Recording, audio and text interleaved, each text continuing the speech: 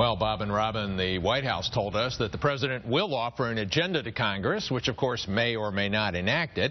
He'll discuss executive actions that he plans to take alone without lawmakers on jobs and other issues.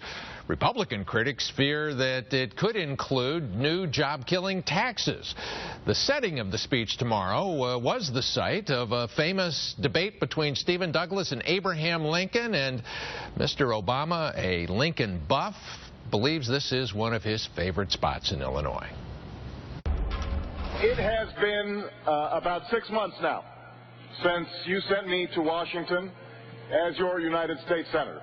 The first time he spoke at Knox College, Mr. Obama praised government regulation as a way to smooth out the boom and bust business cycle and to make the marketplace work for workers. When the president returns to campus tomorrow, White House economist Alan Krueger told me today he will offer an updated version of that liberal economic vision. Knox College, I think, holds a special place for the president, since he did give such a significant economic speech there 8 years ago. And if you go back and read that speech, you really see kind of the seeds of President Obama's economic vision. It is not a vision shared by downstate Republican Congressman Aaron Schock. He blames the state's poor job market on Illinois Democrats, including the president. When you have some of the highest unemployment in the country in President Obama's home state, in my state, that's not a record to be proud of. That's not a record to be touting. What we need is help for these people. Young people who graduated last year, 50% of them are unemployed or underemployed. Will he say anything tomorrow, Mr. Krueger, that will give people hope here in Illinois, where we specifically have the worst unemployment rate in the Midwest, second in the country?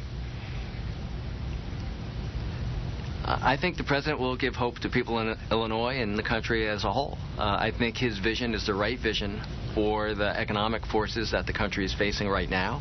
And I think if we follow the president's strategy, we will be able to seize the moment. We'll be able to rebuild the middle class. Now, rebuilding the middle class is something Republicans say they do agree on. Representative Schock told me that he and other Republicans, some at least, would be willing to increase the tax on motor fuel if the president would lead that charge, he said, and agree to spend it all on transportation infrastructure.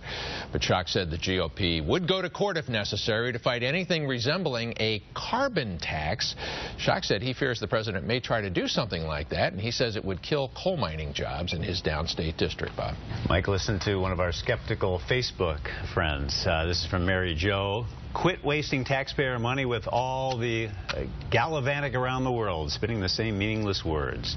So, Mike, is there any reason to believe that Republicans in Congress will go along with the president's plan? Well, some parts, there may be some, but it's clear there's going to be a big fight, and part of the battle is going to be centered on raising the debt limit sometime this fall. The country is going to run out of debt authority, and the government's going to need to borrow more money.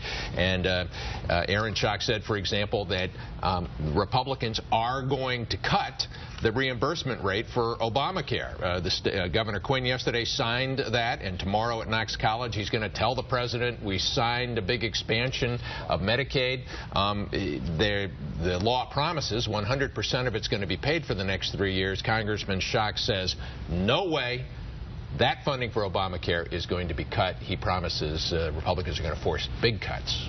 We'll see. We will. Mike Flannery, thank you, Mike.